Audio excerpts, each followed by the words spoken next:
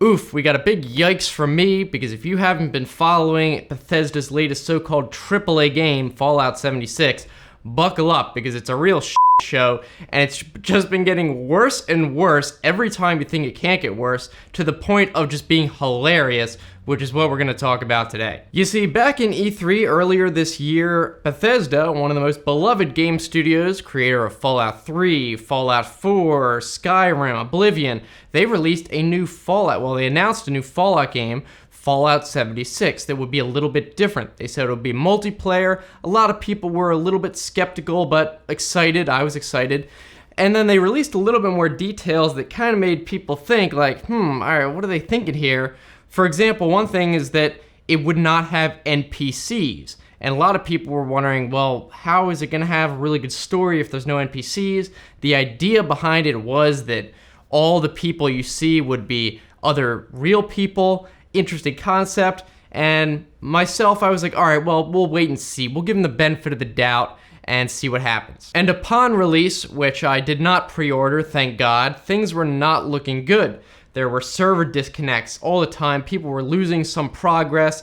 It was messing things up. You had to play online because it was an all-online game. It was buggy as hell, which you normally get with a Bethesda game, but for some reason it seemed like it was even worse, possibly because of the fact that, well, if it's all online, you can't pause the game, you can't really save, so any bugs that cause a problem for you are permanent. The game also had a very overpriced microtransaction store with stupid stuff like hats and emotes costing several dollars, which just didn't really make sense to most people and was seen as just like a cash grab. And to top it all off, the game didn't even perform well. People even with really high-end graphics cards were saying that the game was just laggy in most parts, their frame rate drops, and they're using the same ancient engine, which you can use an engine over the years as long as you like overhaul it. We have things like the Unreal Engine, which they overhaul and make completely different, but Bethesda really hasn't been apparently doing that,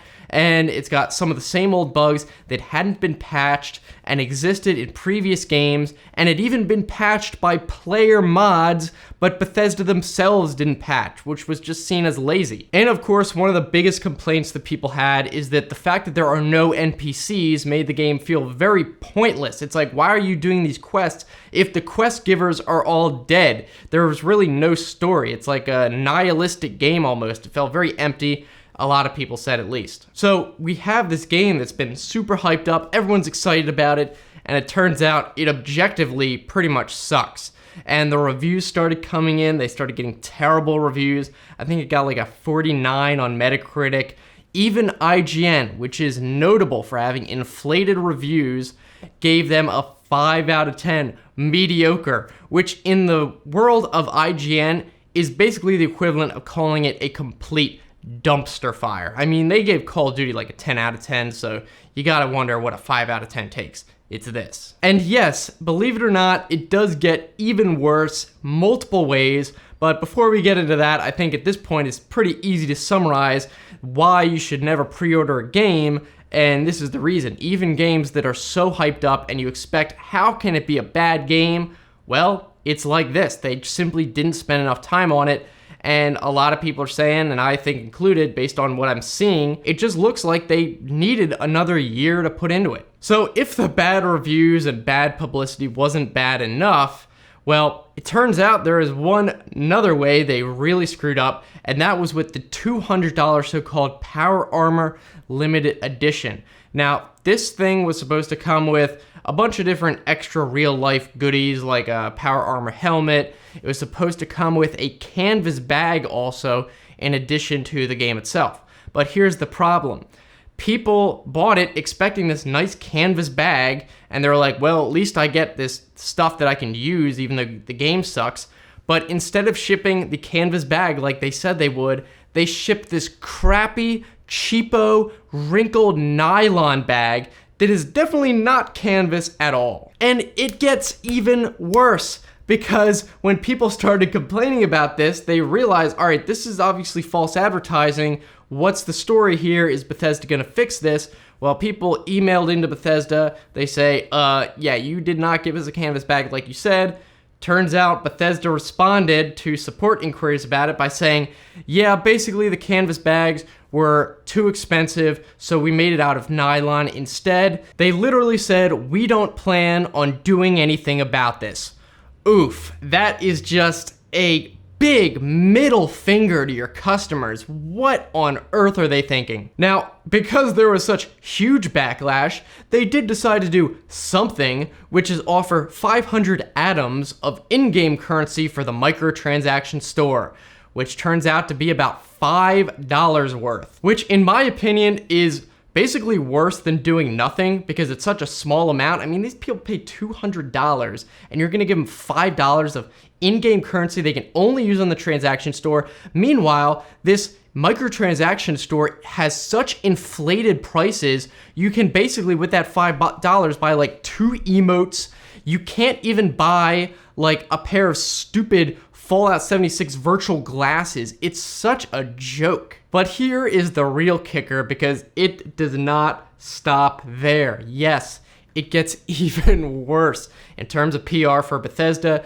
You see, they didn't give the paying customers their canvas bag. They literally falsely advertised a canvas bag, did not ship a canvas bag. It was a nylon crappy cheapo one.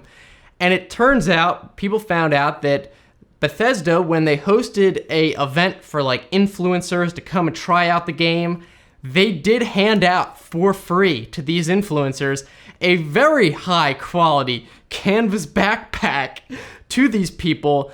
And meanwhile, the people who paid $200, the real super fans, just got screwed. I mean, really, talk about a perfect storm of just bad decision after bad decision.